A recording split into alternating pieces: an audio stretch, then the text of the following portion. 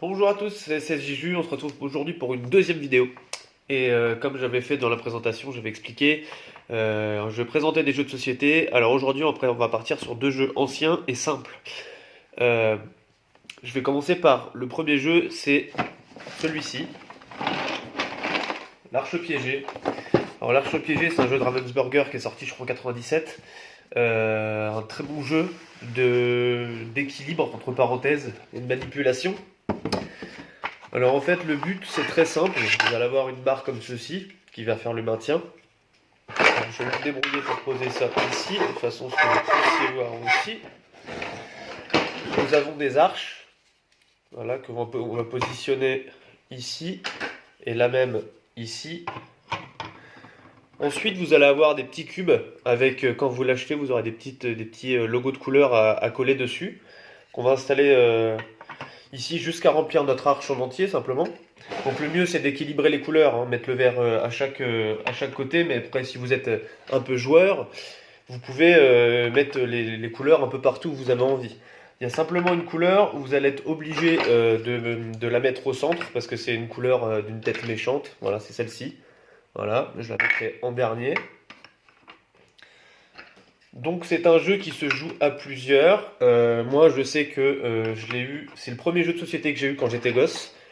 Et je l'ai kiffé de ouf. Et j'ai décidé de le racheter. Bon alors si vous voulez le trouver, je vous avoue que ça va être un peu galère. Moi j'ai vraiment peiné à le retrouver. Et je l'ai trouvé sur Vinted, une personne qui le vend. Sinon il faut vraiment aller sur des sites comme Ravensburger, essayer de regarder si vous pouvez pas le choper. Après sur internet on trouve de tout maintenant, hein. Voilà, donc là j'ai installé la base du jeu. Ensuite, vous allez avoir des animaux sous différentes formes installés sur ce plateau. Donc vous allez avoir voilà, ceci, vous allez avoir des petits singes qu'on peut accrocher, vous allez avoir voilà. On a plein de trucs, on a des petits serpents aussi comme ça. Et vous allez avoir aussi également un dé principal avec des chiffres et un dé sous forme pyramidale avec des couleurs et un symbole. Donc le but c'est très simple, ça va être de lancer vos dés. Et admettons, si vous êtes 4 verts, et ben vous prenez 4 petits personnages comme ceci et vous les dispersez où vous voulez, très simplement. Le but du jeu, ça va être très simple. Ça va être de faire quoi? Ça va être, au bout d'un moment, il n'y aura plus de personnages, donc ils seront tous placés sur l'arche. Une fois que tous les personnages seront placés, il suffira, donc bien délicatement, de pouvoir maintenir notre surface, parce que regardez, elle bouge très délicatement, et il va falloir enlever les arches sans faire tomber tout le lot. C'est très compliqué. Alors je vais essayer même à vide. Regardez, je vais essayer juste à vide. Première arche réussie. Deuxième arche. Ça part très mauvais là. Là c'est pas bon là. Là j'ai réussi. Mais voyez, c'est très simple. Ça peut tomber à tout moment. En plus la mienne n'est pas chargée au niveau des personnages. Elle est vide. Donc imaginez un peu la complexité quand l'arche est complète. Donc voilà, ça c'est le premier jeu qui s'appelle l'Arche piégée, pardon. L'Arche piégée, et si vous avez des questions, n'hésitez pas dans les commentaires à me dire ce que vous en pensez. Je vais passer au deuxième jeu de société. On se retrouve avec le second jeu qui s'appelle le Tricky Bee. Donc c'est un jeu pareil qui est, comme je disais tout à l'heure, très vieux.